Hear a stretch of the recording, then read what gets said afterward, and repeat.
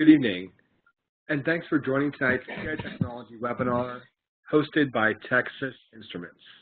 Where tonight we're going to take a look at exploring applications of derivatives using TI-Nspire and TI-Nspire technology, Part 2. My name is Mike Houston, and I'm the moderator for this event. I teach algebra and calculus near Pittsburgh, where I use TI technology to make those really tough to teach, tough to learn concepts accessible to all my students. I'm super excited to introduce our two panelists tonight, Pat Flynn and Tom Dick. Pat has been teaching mathematics for 23 years. He is currently teaching AP Calculus BC at Olaf East High School in Kansas. Pat is a 2013 Presidential Award winner for excellence in mathematics and science teaching. He has served on the TI-Nspire authoring teams and as a writer for the We All Use Math Everyday program in conjunction with the television show Numbers. Pat has presented at many international, national, and regional conferences in the areas of technology, calculus, and geometry. Pat, thanks so much for being with us. Thank you very much, Mike. And Tom is a senior mathematics advisor for Texas Instruments, and is also professor and former chair of the mathematics department of Oregon State University. He has served on the editorial panels for the Journal for Research in Mathematics Education and the Mathematics Teacher Educator. He remains active in the College Board's Advanced Placement Calculus program and has previously served as chair of the AP Calculus Test Development Committee. Tom, thanks so much for being with us tonight. It's a pleasure to be here. Looking forward to the webinar. We're expecting a large crowd, so your audio is muted. Feel free to send any questions to Pat or Tom using the Q&A window on the right side of your screen. As a reminder, this session is being recorded.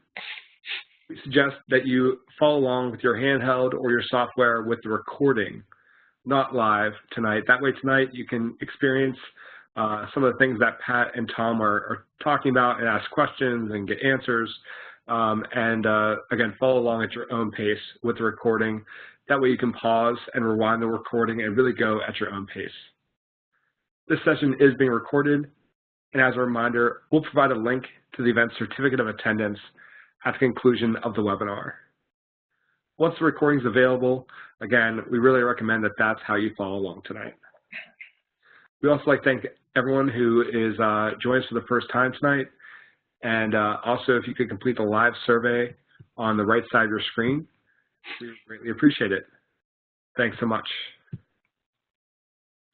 We hope you don't have any audio issues tonight, but in the event that you do, try selecting Communicate in the WebEx menu, choose Audio Broadcast, and then click Join.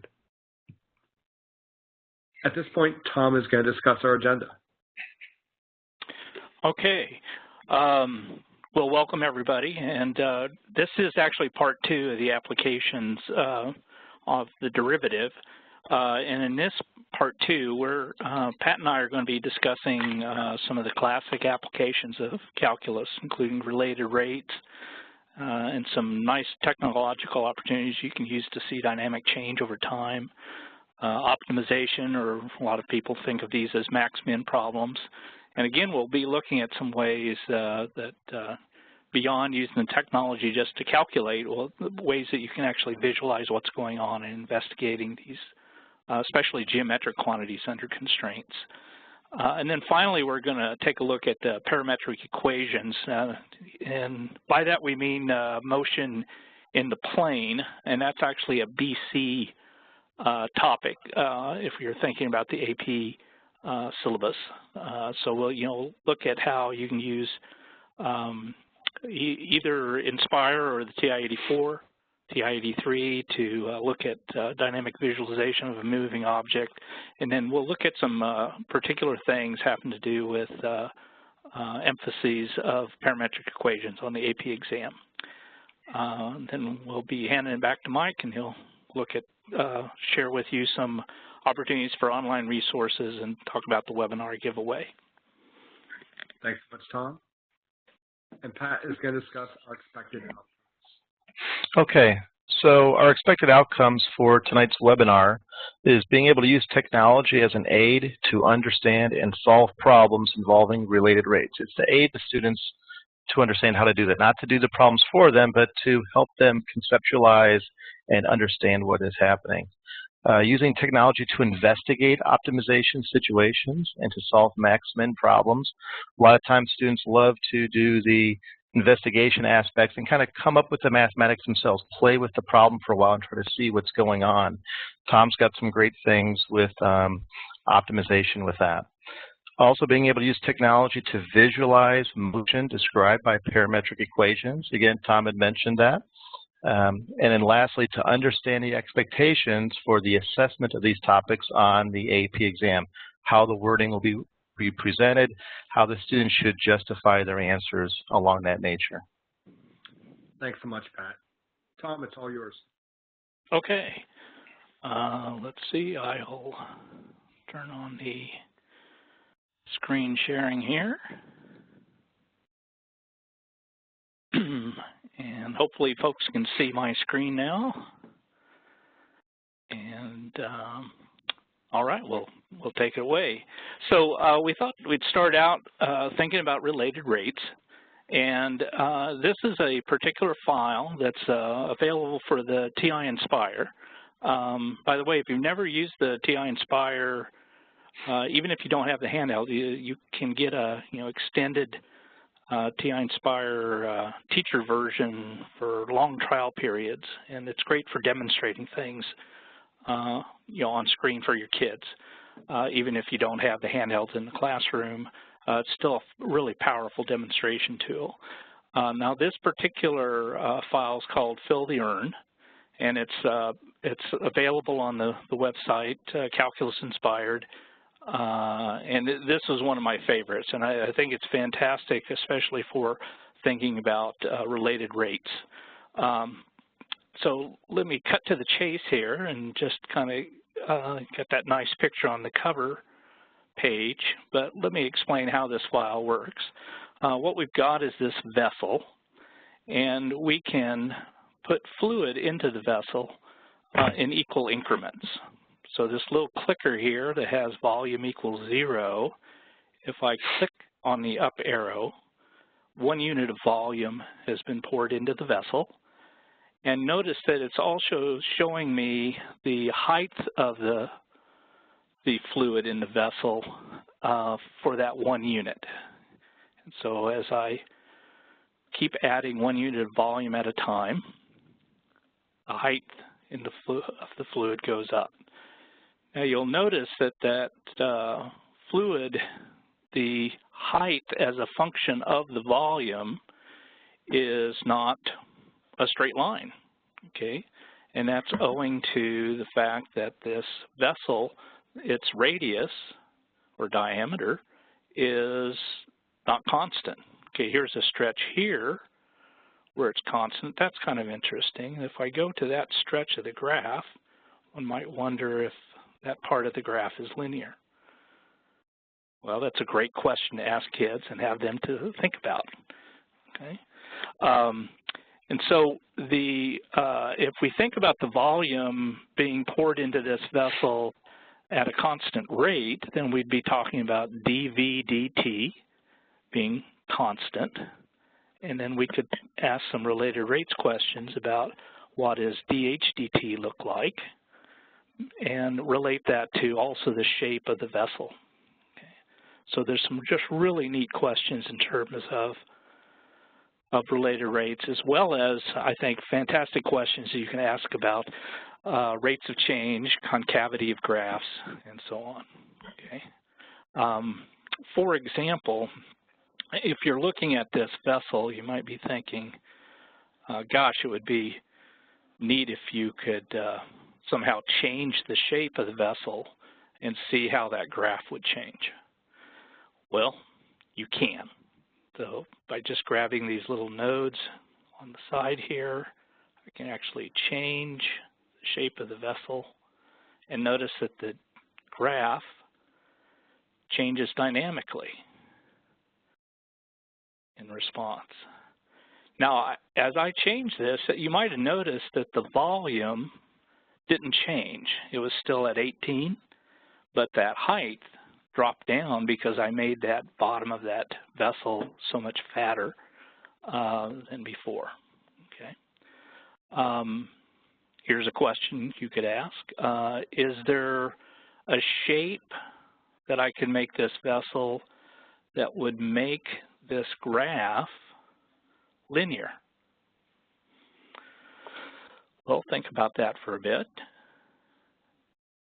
And Pat, what do you think? Well, I'm looking at this, and my students would, well, some of my students don't have Nspire, so we use the projecting the software on the board. And I'd have students get up and start stretching the pieces and thinking, okay, well, what would make this increase at a constant rate? And it'd probably be a cylinder, because that would make it the same. But I think before that, I think I would do a cylinder first on this, and then look at the graph, and then try to make it look as much as I could like a cone, because my students generally have a hard time when we get to that cone type of problem. But what's great about this activity is it lends itself to where the students kind of take it as they're investigating it. The key with the calculus is to have the students create it for themselves and kind of have the ownership of discovering the processes behind it. And there's such great, rich communication devices we can do, and this EARN definitely helps us get there. Yeah. It's interesting to me that you mentioned a cone. That's the one figure that I will sometimes have students guess as the shape that would produce a linear graph. And I guess my own best guess at that is because the sides of the cone look linear. But one could ask, well, what would the shape look like for a cone? Would it be concave up, concave down? And I don't know about you. If myself, I have to stop, scratch my head a little bit, and actually think through what's going on there to think through what that's going to look like. And a lot of that's what we want. Yeah. And a lot of the students don't have I was going to say a lot of the students don't have an experience of water filling. Usually they're taking a water and just filling it into their glasses at their house. Whereas, you know, let's actually have a cone and fill the water up. And that's what this activity kind of lets them see. As the water's filling in, let's watch what happens here. Is it increasing at a constant rate, not at a constant rate? I'm not sure if they really observe that, because most glasses they have are cylinders, right? So they have a hard time with it. Yeah. So I think a lot of them do when they're filling up, for example, a bottle and there's a neck on the bottle, that they realize that as they're pouring it in, it really goes fast when they hit that narrower neck. Yeah. Yeah. So we might pose this to the group out there. What do they think? What kind of graph would we be looking at if we had a cone, more of a cone-shaped cylinder or a cone-shaped vessel? With the neck at the bottom? Yeah, and so wide it'd be at the top? the wide part of the cone will be at the top. That's a good point. Is it an inverted cone or a point down at the bottom? Yeah. Oh. So maybe people could type in some comments. So we have a lot of attendees, but maybe if some people think they know if it'd be concave up or concave down, it'd be interesting to see. Yeah. Or, someone said even exponential. That's an interesting investigation as well. Oh. Thinks the curve would be exponential. Yeah. But again, these are great I wonder, I notice. Mm-hmm. It's just such great dialogue that we have in the calculus classes to talk about. And what's great is this shows the graph. Wow, concave down. Yeah, and let's see, I think the skinny part here, if I'm pouring the fluid in at a constant rate of volume, then it's going to fill very quickly at first, and then as it gets wider, it's going to be, that's a fantastic question. Suppose dV dt is constant. What's dH dt? And working from that, what kind of curve is this actually? Now, somebody said it looks like they wondered if it was exponential. Yeah. Thinking through that, so I've got this concave down graph, but is that a that a square root graph? Is it a cube root graph? These are really interesting and to me, I think, really thought-provoking questions.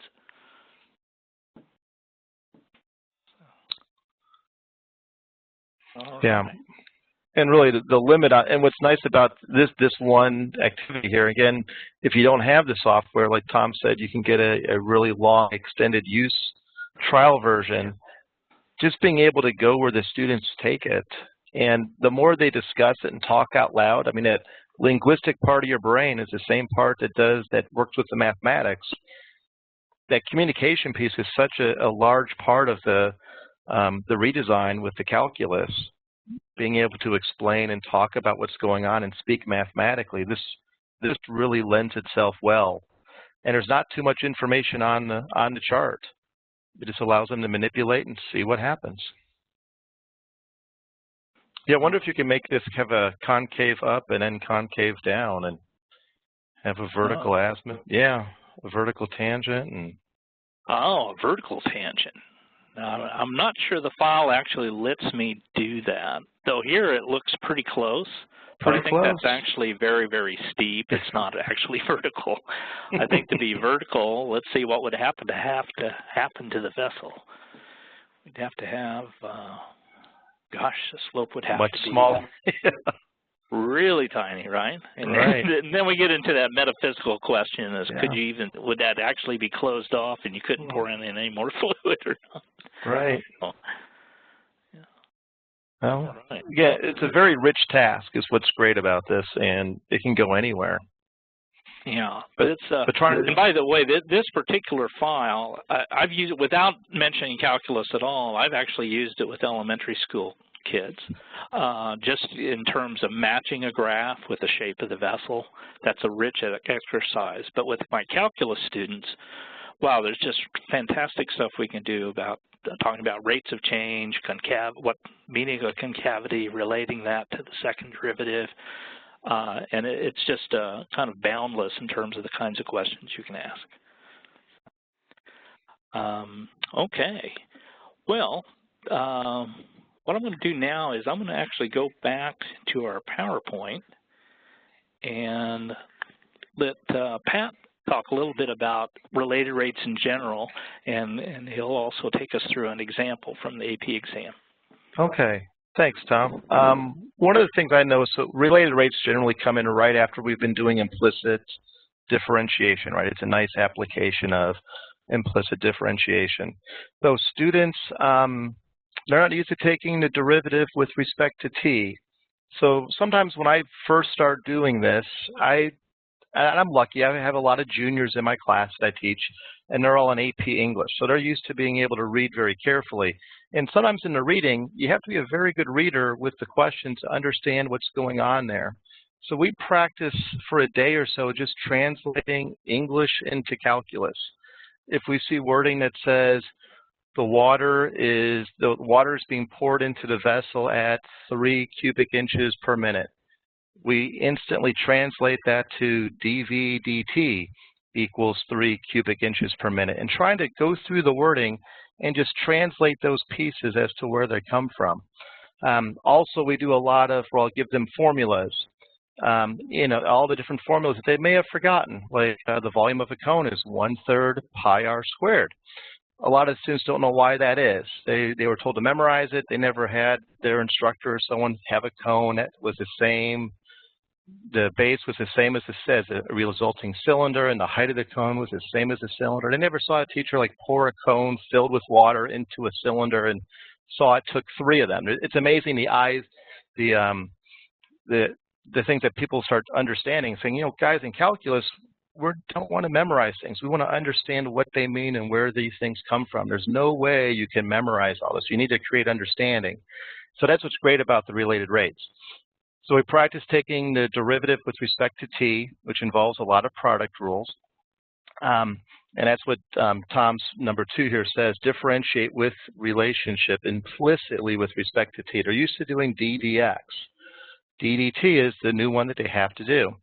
After that, they go ahead and plug in every single value they found. We're not trying to solve for dy. Like when they're doing implicit differentiation, the students go about solving for dy dx. We want to know what the derivative is. In these related rates, plug all the values in first once we've done our derivative, then solve for the dv dt or dh dt or whatever rate it is that we're looking for. Don't solve for that first. Put the numbers in after doing the derivative, then solve. And some of these, the one that we're presenting doesn't have it, but some of these you've got to do some secondary mathematics to figure out the missing side that they need. Let's take a look at the question. I think the question we have is from 1985, Tom. Is that right? Yes. And okay. just a quick thing here, that caution when you're substituting, that sometimes students do that prematurely. And if they do that step 3 before differentiating, of course, they're going to wipe out a lot of stuff because they'll have differentiating constants. In fact, I found that's for my students, that's often the most common mistake they make. Now, on to the example. Here we go. Right. So this one is from 1985. It was question number 31 on the AB exam. Volume of a cone. And one thing that's kind of interesting to note is the formula for volume is given. Sometimes on the questions on the exam, the volume formula or the formula that students need is given already. The exam, I believe, is trying to test their knowledge of calculus, not their knowledge of formulas. Sometimes the formula is given, sometimes not.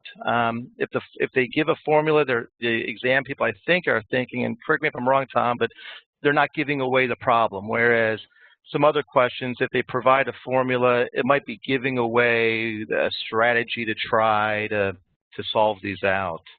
Is that about right? Yeah, that's true that they I think area of a rectangle is expected. Students know that, but more complicated area and volume formulas, they're not testing memorization of those formulas. They'll often give those in settings like this because they want to test the student's knowledge of calculus. Right. So our first step is to write down our formula, and then we start translating things. So my students would translate into English. They would see if the radius and height both increase at a constant rate of 1/2 centimeter per second. Okay, so that's a rate. So the students would write down on their paper dr dt equals 1/2 centimeter per second, and they'd also write down dh dt is 1/2 centimeter per second. And then it says at what rate in cubic centimeters per second is the volume increasing? Oh, we want to find what the volume's increasing. So we want to find dv dt when the height is 9. So when h is 9. So we've written all that stuff at the top. Then what we do is we've got our formula, v equals 1/3 pi r squared h. And then the students take the derivative. And they need to remember, like as we see when students are doing implicit differentiation, there's a product rule there. Please use the product rule. Also on this one, parentheses are our friends. If we do not put parentheses around the product rule in our question here, we're not going to be multiplying the entire quantity by 1/3 pi, only that 2r dr dth. So we need to make sure to include parentheses. My students, when they notice a product rule, they'll actually write the word product rule at above the top, just to make sure they don't make that mistake. It's so easy as you're going through to make errors. Then we take, and step 3, those are all the translated statements. We'll take those and plug them directly into our derivative statements. Whereas when the students were doing implicit differentiation, they would actually solve for one of the, for dy dx. Well, now we don't want to do that right now. We want to plug the values in to make it come out a little bit easier to work out. And on this question 4, it's nice because the only thing we do not know is dv dt, and that's already solved for us. Plug it all out, and we get 24 pi cubic centimeters per second. Now, this is a nice question because there's not too many unknowns that we have to find. But if we happen to have, say, 2 rates that we do not know, like let's say this question said you're trying to find dv dt, and you also do not know dh dt, well, then there must be some type of secondary equation we'd have to write, just like with optimization, to eliminate a variable. That's kind of like a test to see. If there's 2 rates we don't know, there must be something else there that we would use to eliminate a rate. Okay. All right.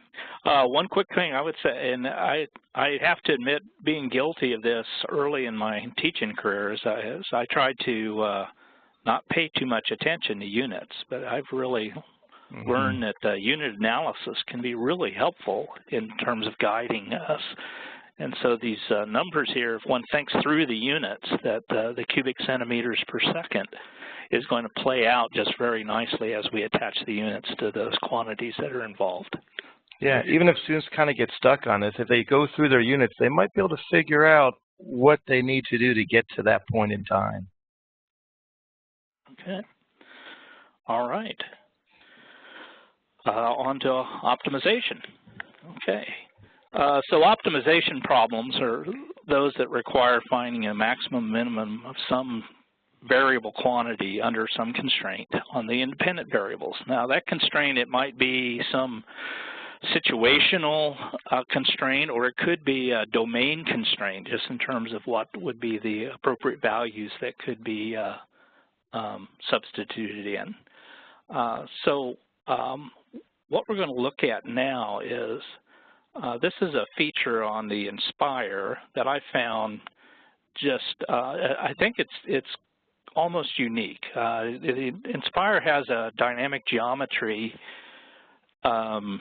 environment on it that, and there's lots of other dynamic geometry environments like Sketchpad and Cabri and these things. But something that's somewhat unique about Nspire is this constraint locking feature that you can use. And I find that just is tremendous for illustrating some classic max-min situations in calculus. Okay, so what I'm going to show you here is just an example of that. So on a geometry page in Nspire, what I did was I just drew a rectangle. And then I asked it to measure the area and the perimeter. And now I made up these labels so we can tell which one's which, but you can also tell from the units which one is which in terms of which units make sense. Now if I start to manipulate the rectangle, sure enough, both the area and the perimeter change. You can also make the rectangle taller. Okay, so as I manipulate this rectangle, its area and perimeter change. Now here's the kind of cool feature on Nspire that I just really love, is that these measurements, one or the other, or both even, could be locked. And for example, let's say let me make the area of this rectangle exactly 100 square centimeters. And let's say I want to now constrain that measurement. In other words, I want to look at all the rectangles that have an area of 100 square centimeters. Okay? So what I'm going to do is I'm going to take the area and look at its attributes. And notice that second little icon there is a lock. And so I'm going to lock the area. Now, I can still manipulate this rectangle, but now its area is fixed at 100 square centimeters. So I can move it in lots of ways, but notice the area is completely fixed, but the perimeter is variable. And one could ask, well, let's see, it looks like, well, what's the minimum perimeter that I could achieve? Okay, it looks like just empirically, it looks like I was able to get to 40 and then it starts going up again. So just empirically, it looks like 40, and wow, it almost looks square, doesn't it? But now this is where the calculus comes in. Can we actually now approach this as a max-min problem and see if we can figure that out? Okay. Similarly, I'm going to go back to the area, unlock it.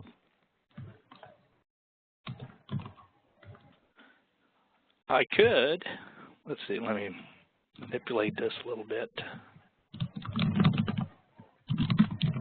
There's a perimeter of 38 centimeters. I'm going to lock that perimeter down now.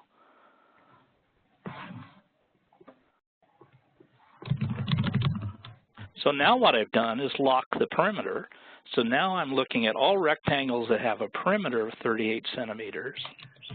And now I can again manipulate The perimeter is fixed, and the area is varying. Now it looks like these areas, looks like they get bigger. Oh, what's the biggest area I'm able to get? Somewhere around a little bit over 90.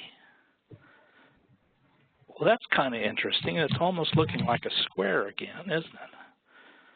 But again, it's the neat question, and we really haven't, I'm really now talking about using the technology to illustrate one of these optimization scenarios dynamically.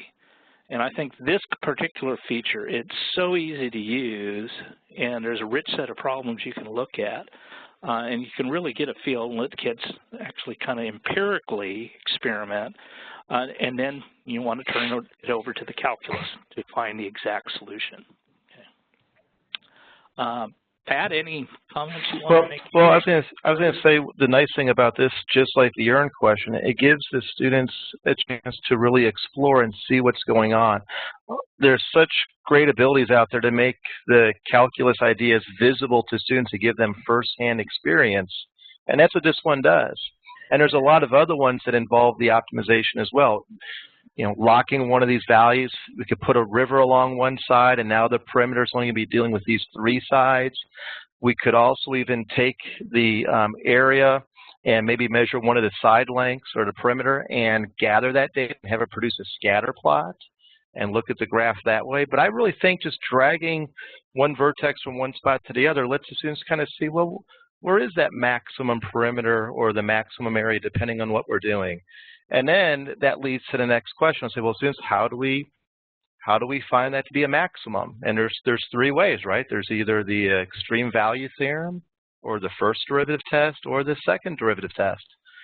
And all 3 of those would work. They just need to choose which test they would wish to do, and then justify their answer showing calculus. But this right here, this firsthand knowledge, gives them a conceptual understanding that they can put in their head. I think a lot of us, when we teach, we've had great experiences of seeing other people instruct or seeing videos or teaching it and seeing these pictures in our head that maybe the students don't see.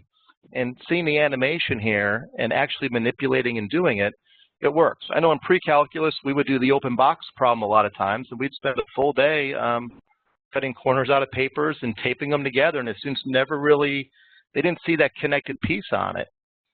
This one, man, it really does a great job of it. This next page it's a little bit different kind of constraint. It's another rectangle problem, but this is a rectangle that's been constructed to be inscribed in a semicircle. This semicircle happens to have a radius of 10 centimeters. So this took a little bit more time to construct, but it wasn't too hard. And again, we've got this dynamic situation where I can explore both the area and perimeter. Now in this one, the constraint is really the constraint of being constructed in a semicircle. And notice this I found kind of interesting is, let's see, well, minimum area is not hard to get. Let's just make that really skinny. You can see, in fact, you could get a degenerate rectangle of 0 area. Similarly, if you made it really short, you can get 0 area. Perimeter, let's see, does that make sense if that radius is 10 centimeters? Why am I getting a perimeter of 20.1? No. Oh, I guess. Go ahead. Must be a rounding there and back, right? Yeah, so there is these 2 sides that are each about a radius long and then a very, very short width there. Okay. Well, not quite a DX So what's width, the maximum area that I can get? Oh, I hit 100. Oh, it looks like 101. Oh, it's going back down. Is the rectangle of maximum area also the rectangle of maximum perimeter? Looks like this is about as big an area as I could get. Is the perimeter, could I get a bigger perimeter than 42.2? Oh yeah, it looks like I can. And these questions that Tom's posing would be great ones to ask the students before manipulating the points. Where do you think this would be?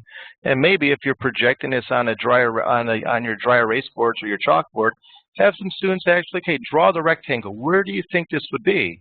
And then okay, let's now experiment and find out where it really is. And be interesting to see where the collection of answers of students would lie. Do they have a misconception? I think they would try to draw a square instead of a rectangle on this one.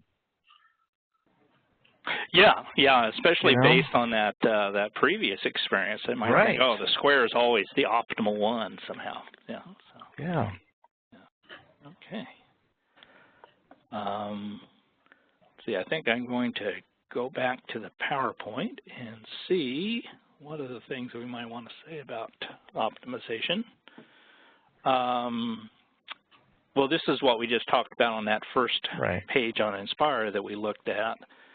Some things about optimization problems on the AP exam we might make some note of.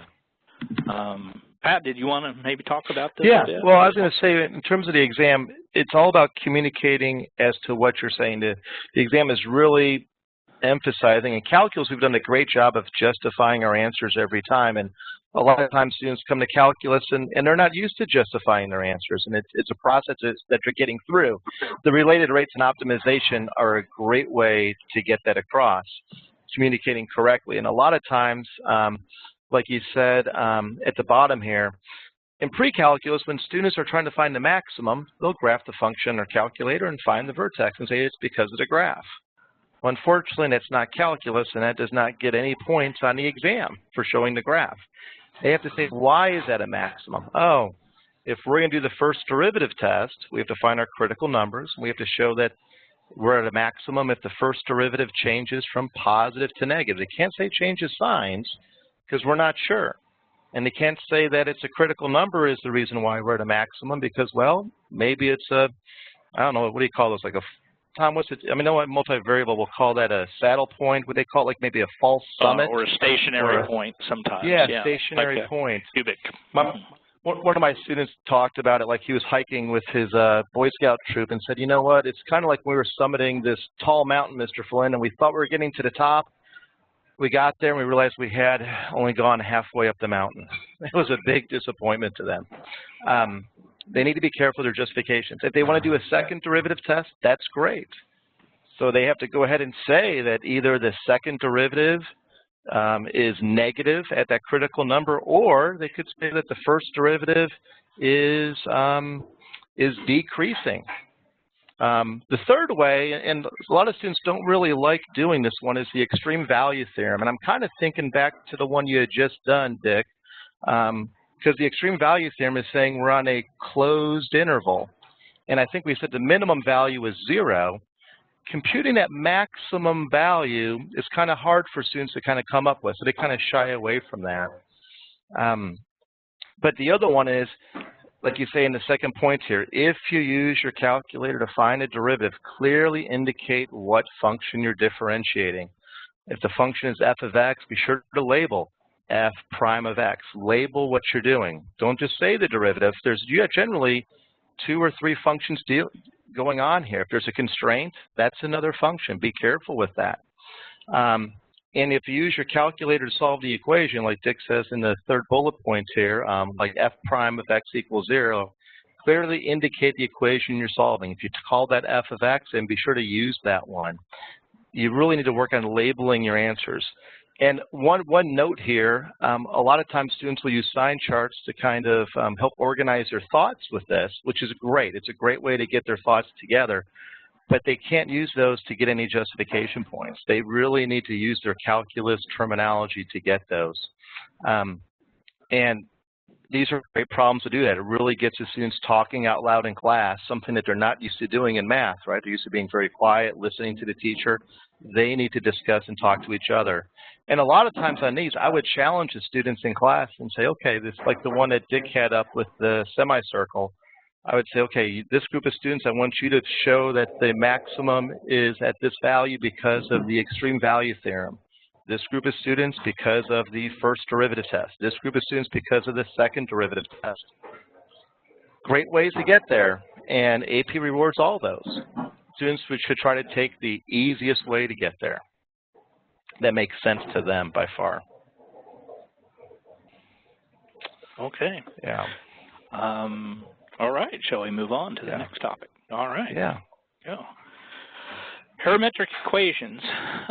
So here we're really talking about parametric equations, motion in the plane, and this is a BC only topic. And the basic scenario here is we have the coordinates of some moving object in the plane, and both of those coordinates, the x and the y, could be thought of as functions of a third variable t, and that's normally thought of as a time parameter, so that's why we can think of it as describing motion.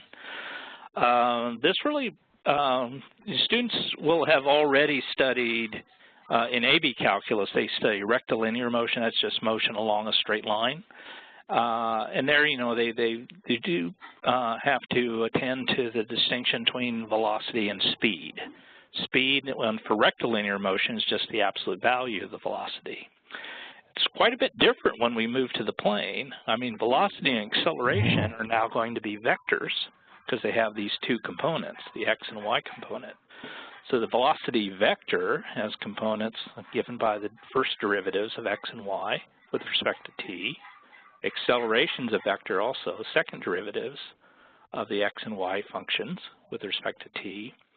But speed now is going to be a scalar, and it's actually the magnitude of the velocity vector. And so that's a kind of a key distinction here, a little bit richer context with the motion in the plane.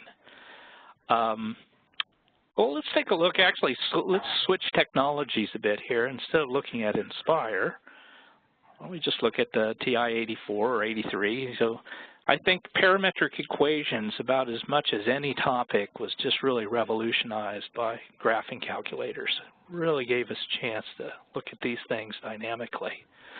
And so what I've got here on my 84 emulator here is I've graphed a couple of curves. One of them is an ellipse. Another one is a straight line. But these have both been plotted parametrically. If I go to y equals, you can see what I've done here. One of the curves, my 4 cosine of pi t, 3 sine pi t for x1, y1, that's the thing that's drawing the ellipse. And x2, y2, I've got, notice, 2 linear functions of t. Well, that's going to generate a parametric line.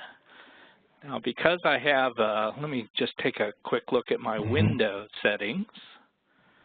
You can see what I've got as my first value of t, t-min, and the last value of t is 0 and something that looks suspiciously like 2 pi. And I've got a step size of 0.05. And then the rest of these window settings just define the viewing rectangle, if you will. So we can take a look at the graph here. And the blue one is the graph of x1, y1. The red one is the graph of the line. That's x2, y2. And if we turn on trace, notice the trace coordinates give me all 3 values, a t value and the x and y value. Now that's for the blue curve. If I use an up arrow, I'll switch over to the red curve. And now I can see the 3 coordinates, the time parameter, along with the actual coordinates of the point. Okay. Now notice that line crosses the ellipse in 2 places. So I'm going to trace over. Now that looks awfully close to that intersection point. However, if I go back and see what's the point on the ellipse that corresponds to that same value of t, it's completely different. So for that value of t, I'm here on the ellipse, but over here on the line. So this point where the line crosses the ellipse, that's an intersection point of the curves, but it's not, we're not at that point at the same time. So I wouldn't call that what I'd call a collision point. Now I'm going to continue to trace on the ellipse here until I get to the top of the ellipse at 0, 3. That t value is 0.5. I wonder where I'm at for the same value of t on the line. Oh, exact same point. So here's a point. This intersection point I call a collision point because I'm actually at that point at the same time on both of these paths. So that's one of those things. And again, what is so neat about the technology is one can actually dynamically see the motion by just tracing. Here I'm going back in time. Okay. Okay. Now I did work up something on Nspire. I'm going to show you here. Let's see. It's the same curve.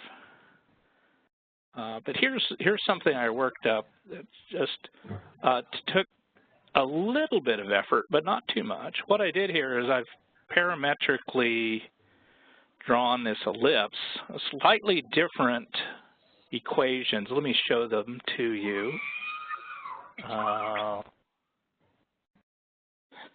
Oops, I think what I need to do is show them to you here. So I've got 4 cosine t and 3 sine t. Notice I don't have the pi times t inside the parentheses. So it's still tracing out the ellipse, but in a little bit different speed, if you will. Okay, it'll wrap around the ellipse more slowly than the other one did. Okay, now, oops. Okay. Now what I've done here is I've actually used calculus to find the velocity vector. And I've put the velocity vector, that's a screen vector here, I've attached it to the point on the curve. And the red vector is the acceleration vector. And now what I'm doing is I'm going to use a slider to drive around the ellipse, but we can see how the velocity vector is tangent to the curve. But that's interesting. Notice how the acceleration vector always points in. So there's some interesting physics one could talk about as one wraps around here. Now, I should actually have hidden these points. I just realized just now that there's some confusion. These coordinates here are the actual coordinates of the points that are determining the vectors, but the vector would actually be the displacement from the tail to the head. Okay, and I'm just, those are points I needed to draw the vector, but that is not the velocity vector. Those coordinates are not specifying that, but this displacement is. But to me, this was a great visualization, is being able to actually see that velocity and acceleration vector. Okay, let me go back to the PowerPoint and just make a couple of things. So just some comments about parametric equations on the AP exams. Again, it's a BC-only topic. I think one of the most popular types of questions you'll find on AP exams is students will be asked to find the slope of a curve at a point that's been parametrically defined. And that just turns out to be related rates in the chain rule revisited.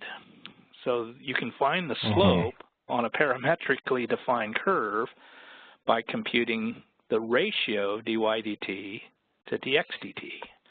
Now, if you multiply both sides of this little equation I have here by dx dt, you get dy dx times dx dt equals dy dt. That's just another, that's the Leibniz form of the chain rule. Okay. What we've done here is just divide both sides of the chain rule by dx dt to get this slope equation. Here's one other kind of popular thing, and this is one that's not as obvious to a lot of students, and that's using the fundamental theorem in a parametric equation setting. So suppose you were given the coordinates of a point at time t equal a, and you were given the derivatives of your parametric equations. You were given x prime and y prime. Could you figure out where the point is at a later time t equal b? Well, if we think about it, That's actually going to be a nice use of the fundamental theorem of calculus. If you integrated from a to b, x prime of t dt, fundamental theorem, that would be x of b minus x of a. Well, by just adding x of a to both sides, I get, that's a way to think about using fundamental theorem to find the position of the point at a different time. Now, what can happen sometimes is these derivatives might be functions that you could not integrate or anti-differentiate symbolically. So, you know, it might be some very complicated function that you just really can't anti-differentiate. But with the numerical integration capabilities of your calculator, and this is not, you know, a CAS calculator, at 84, you can do a numerical integral. You could still approach this problem very nicely by using fundamental theorem just in this way. Now, just one caution, if you're using the numerical integrator on your calculator, and that syntax will look different. I think on the Nspire, it's nint, N-I-N-T. On the 84, it's fnint. Whatever the syntax is, if you want to actually express this with a real integral symbol and not present calculator syntax on the exam, they really expect you to communicate with mathematical symbols. Pat, I think we've just about used up our time. Did you have any last comments you wanted to make?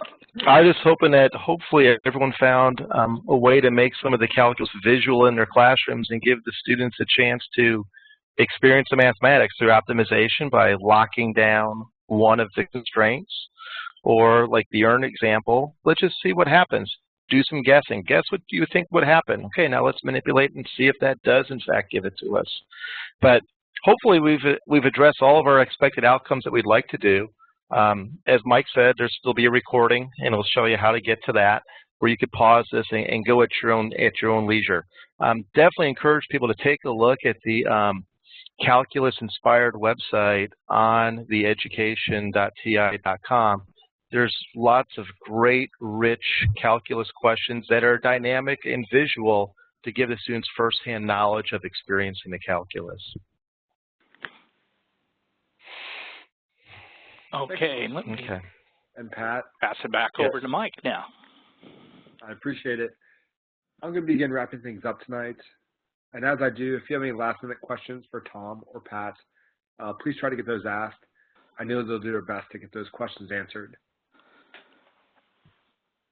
As Pat just mentioned, I do want to share a couple things on our website, education.ti.com. First, if you go under the Activities tab and go under Math Inspired. On the left-hand side, you'll see a Calculus tab. And tonight we were working on some applications of the derivative. And so you can see that third one down is filling the EARN. What's nice is whenever you click on that, it'll give you a little description about what the activity is. You can download all the files if you want. The TI-Nspire activity, TNS, is the file that Tom was using and manipulating. Also listed the teacher notes for that as well. Another thing, in case you missed it earlier, I posted a link as to where you could get the prior recording, the part 1, for this applications of the derivative webinar. So if you go into the Professional Development tab and go under Webinars and Tutorials, you'll be able to check out our upcoming live webinars, but also our on-demand webinars. And if you click on on-demand webinars, it looks like a few down here is Exploring Applications of the Derivative Using CAD Technology, Part 1. Again, you can play that webinar, download any of those documents there as well. So please feel free to visit our website to get that information.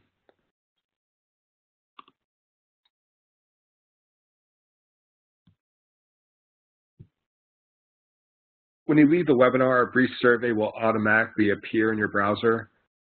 And your feedback really guides us as we plan future online events. So we really hope you share your thoughts in the post-webinar survey.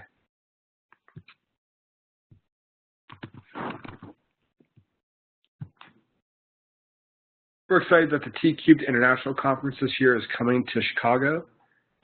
I know I'll be there, and I'm pretty sure that both Tom and Pat will also be there. And we mentioned earlier tonight that we are going to be giving away to one lucky winner a free conference registration for the T-Cubed International Conference. And tonight's lucky winner is Jeanette Harrow. So Jeanette, congratulations. We'll be in touch over email in the coming days to give you a little more information, but we really hope to see you as well as everyone else there. And Tom, did you want to mention something special that's going on at the conference that may be of interest to some people on tonight? Sure did. Thanks, Mike, for the reminder. Yeah, at the T-Cubed International Conference, we're really pleased that on March 11th and 12th, the conference, March 11th all day, we'll be having a special calculus conference within a conference. There's no special registration needed, but there is a whole strand of great calculus sessions being held. And like I say, it's like a mini conference. It's fantastic for AP teachers. Can really highly recommend that. It also extends into March 12th. On Sunday, we'll have a power session. It'll be a panel that'll include Stephen Davis, the chief reader for AP Calculus, and Vicki Carter, who's one of the co-chairs of the Test Development Committee, so as well as Craig Wright from ETS. So that's, if you're able to make it to T-Cubed, look for us at the Calculus Conference. Thanks so much, Tom. Feel free to continue the conversation that was already started tonight using any of the major social media outlets. We really hope to hear from you. To receive a certificate of attendance, go ahead and click that link in the chat window. Also listed is a link for the documents that were used tonight. In case you miss either link, have no fear. You'll automatically get a follow-up email within a couple days. And in that follow-up email, you'll get a link to the recording for tonight, a link to the certificate, as well as a link to the documents.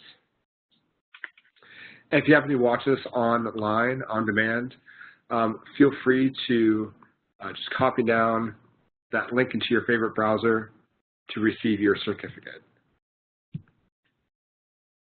If you need a post-webinar follow-up, feel free to give us a call at 1-800-TI-CARES or send us an email at ti-cares@ti.com.